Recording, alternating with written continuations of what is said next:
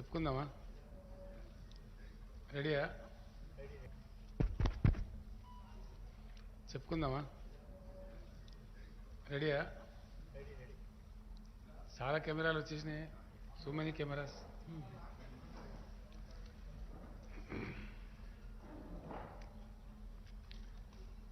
దేశంలో కేంద్ర ప్రభుత్వం యొక్క అరాచకాలు ఆగడాలు బాగా మితిమీరుతూ పరాకాష్ఠకు చేరుకుంటున్నాయి. కారణం ఏమిటంటే ప్రజాస్వామ్యబద్ధంగా ఎన్నికైనటువంటి రాష్ట్ర ప్రభుత్వాలను అనేక ముప్పు తిప్పలు పెడుతూ పని చేయనీయడం లేదు. ఇది చాలా రాష్ట్రాలలో చాలా సందర్భాలలో ఎక్కడెక్కడైతే నాన్ బీజేపీ గవర్నమెంట్స్ ఉన్నాయో వాళ్ళు ఎంబడబడి చాలా ఇబ్బందులు పెడతా ఉన్నారు. ఆర్థికమైనటువంటి పరిమితులు విధించడం, రకరకాల దాడులు చేస్తూ వేధించడం, అనేక రకాలైనటువంటి దుర్మార్గాలకు ఈ కేంద్ర బీజేపీ ప్రభుత్వం ఒడిగడుతూ ఉన్నది. ఇది యావత్ దేశమంతా కూడా చూస్తున్నది. ఇటీవల కాలంలో ఢిల్లీలో 2 వింత సంఘటనలు మనం చూసినాం. ఢిల్లీలో Aam Aadmi Party very popular party, అది అందరికీ తెలిసిన విషయం, యావత్తు దేశానికి ప్రపంచానికి తెలిసిన విషయం. అరవింద్ కేజ్రీవాల్ గారి నాయకత్వంలో ఒక సోషల్ మూవ్మెంట్ నుంచి వచ్చిన పార్టీ ఆమ్ ఆద్మీ పార్టీ ఒకసారి కాదు, 2 సార్లు కాదు, 3 టైమ్స్ 3 సార్లు అప్రతిహతమైనటువంటి అద్భుతమైన విజయం సాధించింది రాష్ట్ర ప్రభుత్వాన్ని ఏర్పాటు చేయడానికి. అండ్ ఈ మధ్య కాలంలో మనం ఒక వింత సంఘటన చూసాం, దేశంలో ఎప్పుడు చూడలే అటువంటిది. మున్సిపల్ ఎన్నికలు జరిగినాయి ఢిల్లీలో. అక్కడ గెలిచినారు స్పష్టమైనటువంటి ఆధిక్యతతో ఆమ్ ఆద్మీ పార్టీ విజయం సాధించింది ఢిల్లీ మున్సిపల్ కార్పొరేషన్. దాన్ని ఎన్నో కుయుక్తులు చేసి, ఒకటి ఉన్న దాన్ని విభజించి 3 చేసి, ఏదేదో మాయా మచ్చింద్ర చేసినా బీజేపీని ప్రజలు తిరస్కరించారు, ఆమ్ ఆద్మీ పార్టీని గెలిపించారు. గెలిపించినటువంటి మేయర్ను ప్రమాణ స్వీకారం చేయడానికి ఇన్ని ముప్పు తిప్పలు పెట్టడం మనం చూసినాం. చివరికి సుప్రీంకోర్టుకు పోయి ఆర్డర్ తీసుకోవాల్సినటువంటి పరిస్థితి. సుప్రీంకోర్టు ఆర్డర్ ఇస్తే తప్ప ఢిల్లీ మేయర్ గెలిచిన తర్వాత కూడా కానియరు. అట్లాంటి ఒక అరాచకమైనటువంటి పద్ధతి. అదే పద్ధతిలో 3 సార్లు చాలా పాపులర్ ఓటు, తక్కువ ఓటుతో గెలవలే అరవింద్ కేజ్రీవాల్ గారు. 3 సార్లు కూడా అద్భుతమైనటువంటి 2 జాతీయ పార్టీలను మట్టి గరిపించి బ్రహ్మాండమైన మేయాటితోని గెలిచిండ్రు. ఒక particular election myself and Mr. Keshwarav garu, we were there in Delhi when the assembly election was going on. I requested KCR garu to go out. He went and made a round and came back. Arvind Kejriwal is hands down winning, sir. This was the statement given to me on that day. అనుకున్న ప్రకారంగానే చాలా పెద్ద majority, with large majority Aam Aadmi Party has formed the government 3 times, not once. అక్కడ ఒక ఎల్జీని తెచ్చి lieutenant గవర్నర్ను గెలిచిన ప్రజాస్వామ్య ప్రభుత్వం నెత్తిన పెట్టి వాళ్ళకు ఊపిరాడకుండా చేసి, పనిచేయకుండా చేసి అనేకమైన దుర్మార్గ చర్యలకు పాల్పడుతున్నారు. చివరికి గతి లేక సుప్రీంకోర్టును ఆశ్రయించింది ఢిల్లీ గవర్నమెంటు, కేజ్రీవాల్ గారి నాయకత్వంలో గవర్నమెంటు. సుప్రీంకోర్టును ఆశ్రయిస్తే సుప్రీంకోర్టు లార్జర్ బెంచ్, చిన్న బెంచ్ కూడా కాదు, 5 మెంబర్ జడ్జి ఉన్నటువంటి చీఫ్ జస్టిస్తో కూడుకున్న బెంచు స్పష్టమైన ఆదేశం ఇచ్చింది. చాలా స్పష్టంగా కుండ బద్దలు కొట్టినట్టుగా రాష్ట్ర ప్రభుత్వం ప్రజల చేత ఎన్నుకోబడిన ప్రభుత్వ కిందనే అధికారులందరూ పనిచేయాలి.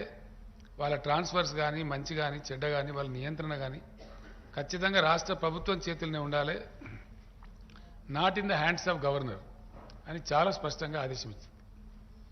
దాన్ని అమలు చేయకుండా ఒకటి గెలిచిన ప్రభుత్వాన్ని పనిచేయకపోవడమే అరాచకం.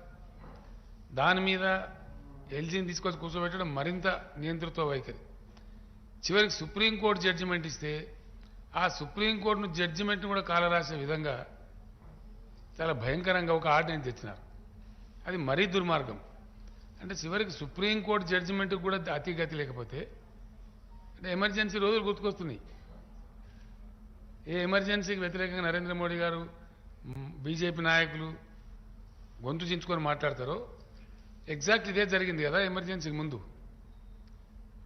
అలహాబాద్ హైకోర్టు జడ్జిమెంట్ తర్వాత ఆ జడ్జిమెంట్ను నలిఫై చేస్తూ రాజ్యాంగ సవరణ చేసినారు. సేమ్ ఇదే మోడల్, ఇదే మోడల్లో అప్పుడు చేసినారు. ఆ రోజు దేశం నేను అప్పటి నుంచి ఇప్పటిదాకా చెప్తా ఉన్నాను. ఆనాడు జయప్రకాష్ నారాయణ గారి నాయకత్వంలో మహా పవర్ఫుల్గా ఉన్నటువంటి ఇందిరాగాంధీ అనుకున్నటువంటి ఇందిరాగాంధీ గారిని ఇట్లా గిల్లి పాడేసిన దేశం ఒక లోక్ నాయక్ జయప్రకాష్ నారాయణ యొక్క పిలుపు అందుకొని. అట్లాంటి ఉదాహరణలు ఎన్నో ఉన్నాయి.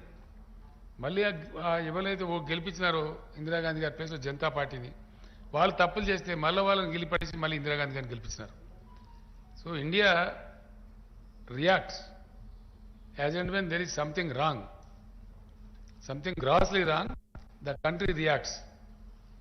ఇప్పటికైనా మేము విజ్ఞప్తి చేస్తున్నాం, ప్రౌఢశానికి పోకుండా మీరు కూడా ఇందిరాగాంధీ అవలంబించిన ఎమర్జెన్సీ దారిలోనే ఉన్నారు. ఇప్పుడు డెఫినెట్గా మీకు వాళ్ళకి ఏం తేడా ఉందండి?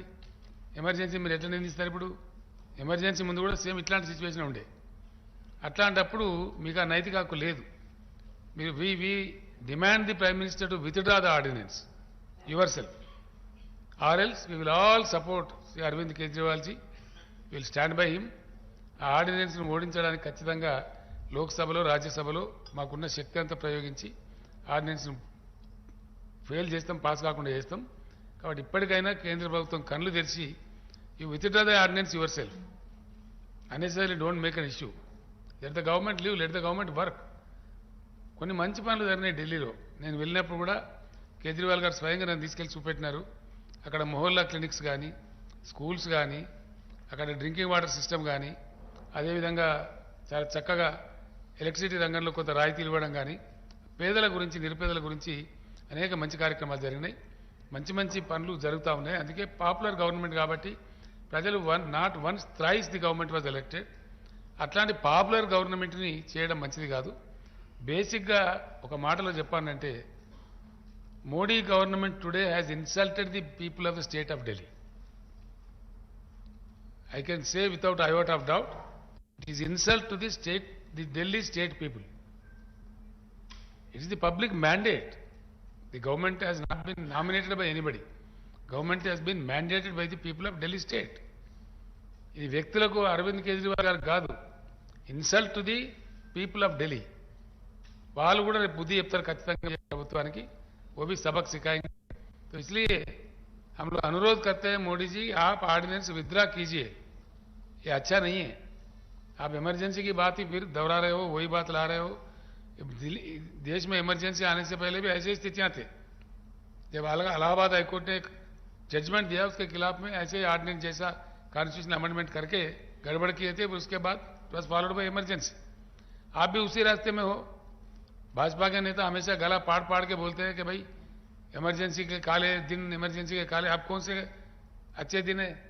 ये क्या अच्छे दिन है? इमरजेंसी के काले दिन से भी बुरा है. It's worse than emergency. You are not allowing the people's elected, very popularly elected Delhi government to function. Even you are not able to honor the Supreme Court judgment. Then what else? Not honoring the Supreme Court larger bench judgment means going towards your journey is towards emergency only, which the country will refute. ये आपको सबक सिखाएगा. अभी कर्नाटक में सिखाया लोगों ने, आगे पूरे देश में सिखाएगा. इसीलिए हम अनुरोध करते हैं कि विड्रा कर लो अपने आप. जैसा आप किसानों का कानून, भूमि अध्यादेश का कानून, वो सारा विड्रा कर लिए थे. आप तो माफी के सौदागर हो, तो इसीलिए बेटर है अपने आप में विड्रा करो. आपने जो जंग छेड़ा है बिल्कुल गलत जंग छोड़ा है. इसीलिए हम आपके साथ ही है, राजनीति में आपके समकालीन साथी है. इसलिए सुझाव भी देते हैं, अच्छा नहीं है आपके लिए, ना ही लोकतंत्र के लिए, ना देश के लिए, ना आपके लिए, किसी के लिए भी अच्छा नहीं है. बेटर है the prime minister and the government in centre today shall withdraw the ordinance without any further loss of time. Otherwise we will unitedly fight. I think the whole system will support Sri Kejriwal ji, because it is a question of the existence of the democratic system in the country. It is a threat to the democracy. It is a challenge to the democracy, which is not supposed to be in a big country like India.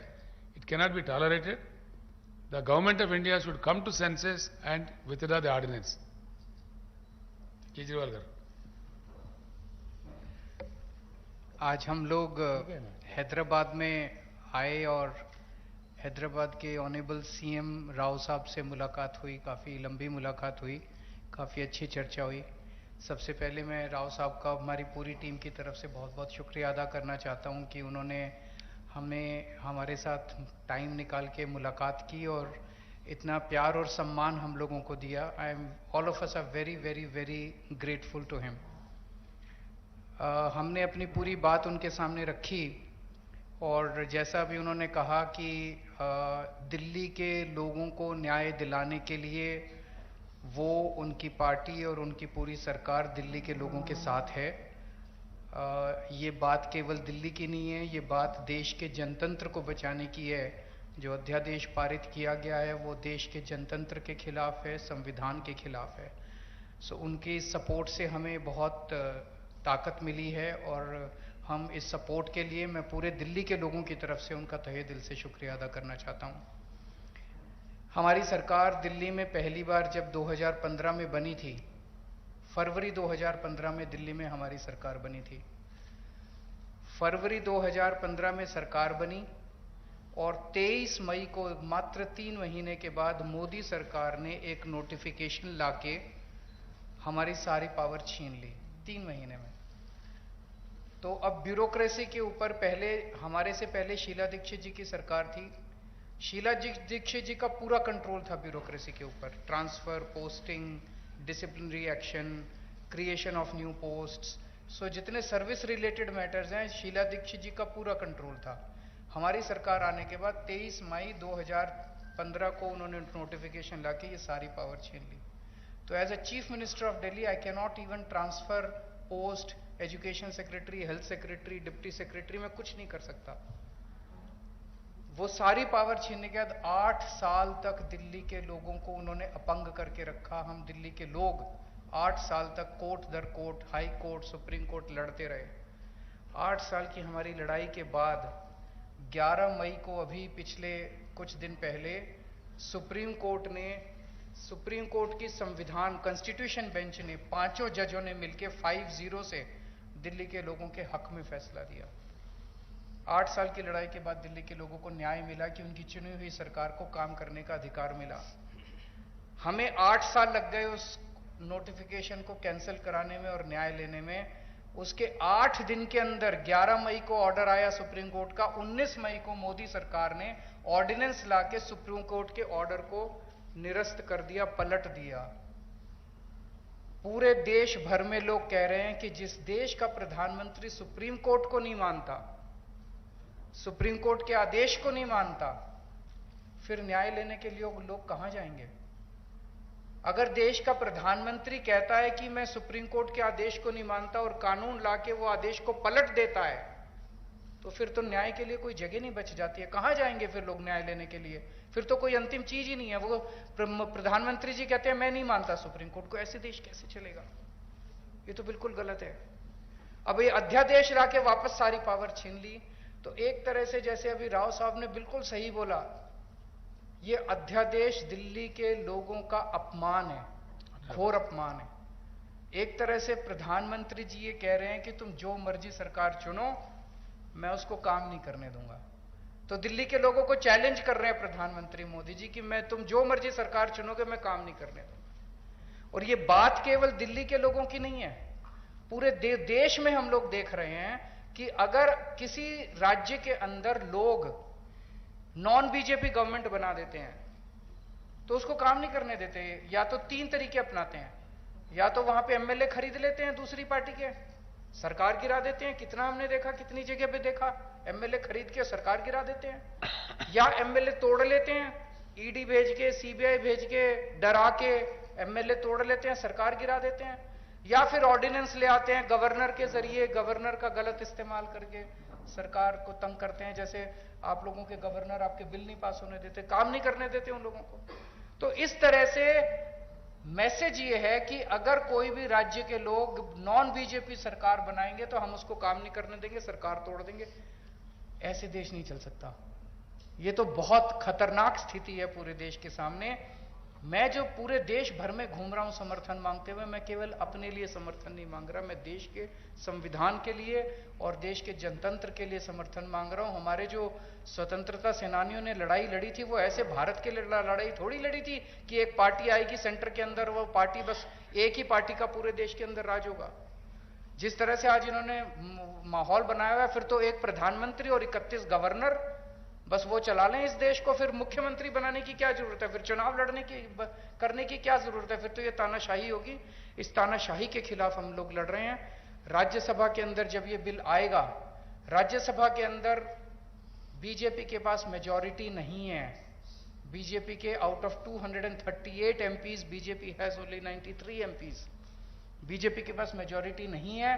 मैं फिर से शुक्रिया अदा करता हूं राव साहब का। अगर हम सब लोग नॉन बीजेपी पार्टीज इकट्ठे हो गए तो इस बिल को हम राज्यसभा के अंदर गिरा सकते हैं। और अगर ये बिल गिर जाता है तो पूरे देश के लोगों को विश्वास हो जाएगा कि 2024 के अंदर मोदी सरकार वापस नहीं आ रही है। ये इसका सेमीफाइनल होगा 2024 का। ये कॉन्फिडेंस देगा पूरे देश के लोगों को कि मोदी जी को हराया जा सकता है। तो ये जनतंत्र को बचाने की लड़ाई है, देश की आजादी को बचाने की लड़ाई है। बहुत बहुत धन्यवाद, बहुत बहुत शुक्रिया। मैं माननीय मुख्यमंत्री तेलंगाना के चंद्रशेखर राव जी का बहुत बहुत आभार व्यक्त करता हूं कि उन्होंने हमें यहाँ बुला के घर पे मान सम्मान दिया, इज्जत दी। आम आदमी पार्टी के नेशनल कन्वीनर और दिल्ली के मुख्यमंत्री अरविंद जी और हमारे राज्यसभा के 2 सांसद संजय सिंह जी और राघव चड्ढा जी। जैसा कि राव साहब ने, अरविंद केजरीवाल साहब ने बता ही दिया कि देश के लोकतंत्र को बचाने की लड़ाई हम लड़ रहे हैं। एलजी जो है वो सिलेक्टेड है और दिल्ली की गवर्नमेंट इलेक्टेड है। तो डेमोक्रेसी में इलेक्टेड जो लोग हैं वो फैसले लेते हैं, ना कि सिलेक्टेड। तो दिल्ली का तो पहले से ही ये कर रहे हैं, पूर्ण राज्य का दर्जा नहीं है, लेकिन फुल स्टेट्स को भी तंग किया जा रहा है। हमने पंजाब में 92 सीट्स जीती आउट ऑफ 117। इतना बड़ा मैंडेट है।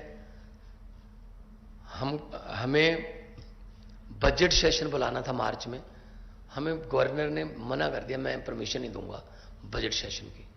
तो हम कहां जाएं? तो बजट सेशन के बिना मतलब स्टेट कैसे चलेगी? तो हम सुप्रीम कोर्ट गए। सुप्रीम कोर्ट से चीफ जस्टिस साहब ने ऑर्डर दिया कि जी बजट सेशन होने दो। और उसके बाद एक और जो बात हुई कि जी जो काउंसिल ऑफ मिनिस्टर द्वारा लिखा जाता है प्राप्तियां गवर्नमेंट की कि हमने ये किया, वो कहता है उसमें मैं माई गवर्नमेंट नहीं कहूंगा।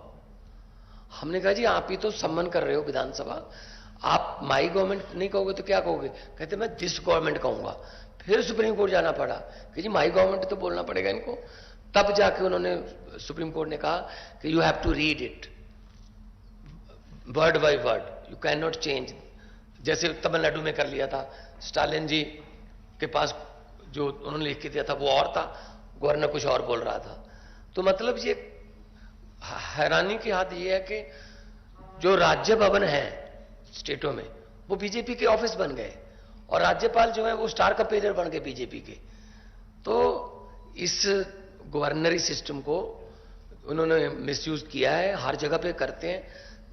आपके बिल रोक रखे हैं स्टेट के, हमारे बिल रोक रखे हैं। वहां पे स्टालिन साहब का चिट्ठी आई थी हमें कि हमें सपोर्ट करो, हमारे बिल रोक रखे हैं। केरला में तंग कर रहे हैं, ममता दीदी उनको तंग कर रहे हैं। मतलब इन्होंने मन बना रखा है, जैसा कि अरविंद जी ने कहा, अगर इलेक्शन से नहीं जीते तो बाई इलेक्शन से जीत जाते हैं कि मतलब बंदे तोड़ो और बाई इलेक्शन करा लो और कर लो। तो ये बहुत फेडरल स्ट्रक्चर के लिए बहुत घातक है और देश बचाने की लड़ाई लड़ रहे हैं। हमारे हजारों जो स्वतंत्रता सेनानी थे उन्होंने अपना खून दिया, खून का कतरा कतरा देके हमें देश दिया, हमें आजादी लेके दी। लेकिन ऐसी आजादी के लिए आज उनकी आत्मा तड़पती होगी कि ऐसी आजादी के लिए तो नहीं हमने कुर्बानी दी थी जो जिस तरीके से देश को चला रहे हैं। तो हम यहाँ पे आए हैं और राज्यसभा में, और जब से शक्तियां छीनी हैं लोगों ने 2020 में फिर चुन लिया आम आदमी पार्टी को। तो मतलब लोग लाइन में खड़े होकर वोट डालते हैं, डेमोक्रेसी है। तो उसके और उसके बाद सुप्रीम कोर्ट के फैसले को नहीं मान रहे, तो ये बहुत ही गलत मैसेज है जो है। वैसे तो हम biggest democracy of the world अपने आप को कहलाते हैं, लेकिन अगर देखा जाए तो ये काम नहीं करने दे रहे। आज नीति आयोग की बैठक हम नहीं गए, अरविंद जी भी नहीं गए, हम नहीं गए। कारण क्या, वहां क्या करना है, फोटो खिंचवाने जाते हैं बस। मैंने तो चिट्ठी में लिख के भेज दी, मैंने कहा मेरे पिछले साल वाले भाषण को इस बार भी वही मान लिया जाए, क्योंकि कुछ पिछले साल जो मांगा था वो तो दिया नहीं। आरडीएफ के पैसे नहीं दिए, एनएचएम के पैसे नहीं देते, स्टेट का जो हक बनता है वो देते नहीं है। नीति आयोग में हम फोटो खिंचवाने जाएंगे क्या? मतलब ये मीटिंग करते हैं लेकिन चलाते अपनी मर्जी से हैं, और ऐसा नहीं होगा। भारत एक गुलदस्ता है, गुलदस्ते में हर किस्म के फूल होते हैं, हर फूल का अपना रंग, अपनी सुगंध होती है। ये चाहते हैं एक ही जैसे फूल हों बस, लेकिन ऐसा नहीं चलेगा। सो जो देश भारत जो है एक माला है, और माला के जो मन के हैं वो अलग अलग होते हैं। इसीलिए मल्टी कल्चर कंट्री हमारा है, हर स्टेट की अपनी भाषा है, अपना कल्चर है, और इसको बचाने के लिए हम आज आए हैं। और मैं धन्यवाद करता हूँ जिन्होंने हमें यहाँ बुला के इज्जत तो दी। इससे पहले भी किसानों ने जो आंदोलन किया था, तो इन्होंने, मुख्यमंत्री तेलंगाना आए चंडीगढ़ में, 700 से ज्यादा इन्होंने जो शहीद हो गए थे किसान, उनको 2-2 लाख रुपए के चेक भी दे के आए हैं। तो हम लोग पूरे देश को एक मानने वाले हैं। जहां अच्छा काम हो रहा हो वहां हम जाते हैं। मैं चेक डैम देख के गया था, 2 दिन की मैं विजिट किया था। चेक डैम कैसे बने, हम भी अपना पानी जो है पंजाब का ग्राउंड लेवल पर बचाने के लिए, अच्छी चीज सीखने के लिए कहीं भी जाना पड़े जाएंगे। अपने देश को नंबर 1 बनाना है तो हमें इकट्ठे होकर काम करना पड़ेगा। Thank you.